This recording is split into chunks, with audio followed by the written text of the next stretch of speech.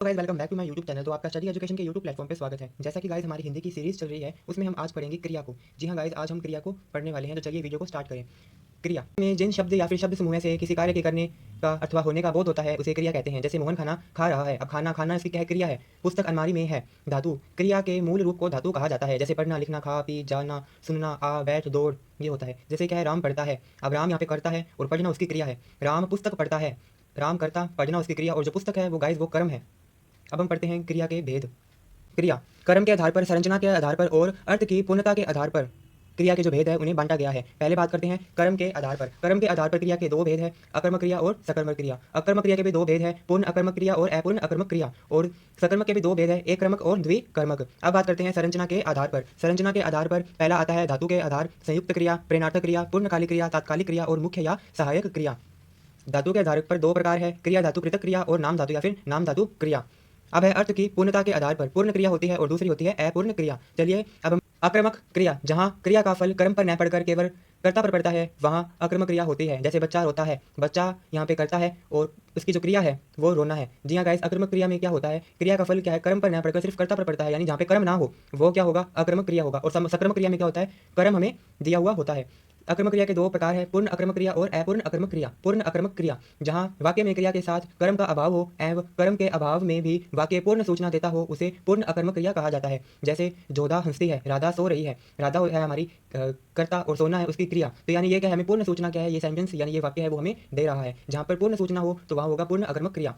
अब बात करते हैं अपूर्ण अकर्मक क्रिया, जहाँ वाक्य में कर्म का फल का अभाव हो किंतु कर्म होने का भ्रम उत्पन्न हो, वहाँ पर क्या है? अपूर्ण अकर्मक क्रिया होती है। जैसे राधा सुबह से सो रही है।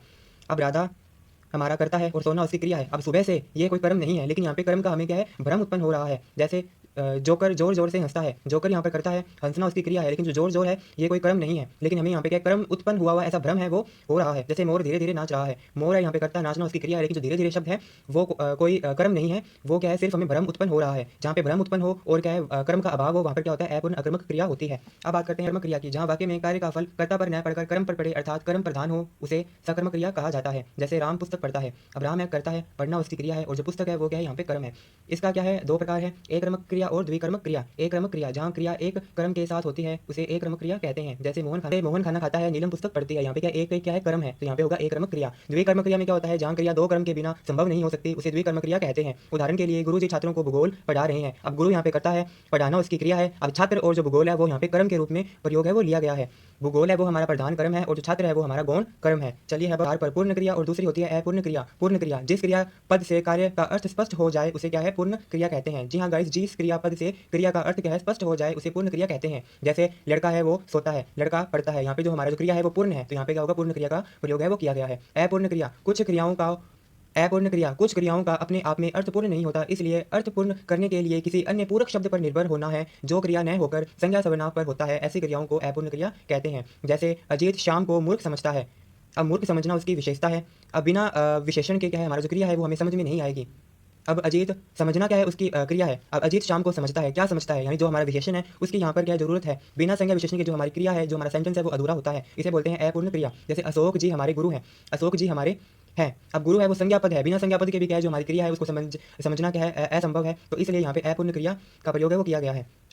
अब हम बात करते हैं संरचना के आधार पर क्रियाएं। जो संरचना के आधार पर क्रियाएं हैं गाइस वो काफी सिंपल है। जैसे पहली है प्रेरणार्थक क्रिया, जहां कर्ता खुद कार्य न करके दूसरों से कार्य करवाता है, वहां प्रेरणार्थक क्रिया होती है। जैसे नरेश ने नाई से बाल कटवाए। अब नरेश खुद बाल न काटकर नाई से बाल कटवा रहा है, वहां पे क्या है? प्रेरणार्थक क्रिया होगा, यानी दूसरों से काम करवाना। सुनीता ने अर्चना से पत्र लिखवाया। मोहन ने माली से दूब कटवाई। जहाँ पे जो करता है वो स्वयं कार्य न करके दूसरों से करवाता है, वहां पर प्रेरणार्थक क्रिया होती है। अब हम बात करते हैं संयुक्त क्रिया की। जब दो या दो से अधिक क्रिया धातुओं का योग से क्रियापद बनता है तो उसे संयुक्त क्रिया कहते हैं। संयुक्त क्रिया में नई क्रियाओं के संयुक्त हो जाने पर एक क्रिया का अर्थ निकलता है। जैसे मैं तुझे देख लूंगा। अब मैं स्वयं के लिए है तथा यहाँ पर क्या है? संयुक्त क्रिया का प्रयोग है वो किया गया है, यानी यहाँ पर क्या है? देखना और लूंगा, यहाँ पे दो क्रियाओं का क्या है? योग है। मैं तुझे मार डालूंगा। अब यहाँ पे मारना भी है और डालना भी है। माँ ने भोजन बना लिया होगा। बनाना और लाना, ये दो यहाँ पे क्रिया धातुओं का क्या है? प्रयोग है वो किया गया है, तो यहाँ पे संयुक्त क्रिया का प्रयोग है वो हुआ है। तीसरी है हमारी पूर्वकालिक क्रिया। जब कर्ता एक कर्म समाप्त कर उसी पर दूसरा कार्य आरंभ करता है तो पहली क्रिया क्या है? पूर्वकालिक क्रिया कहलाती है।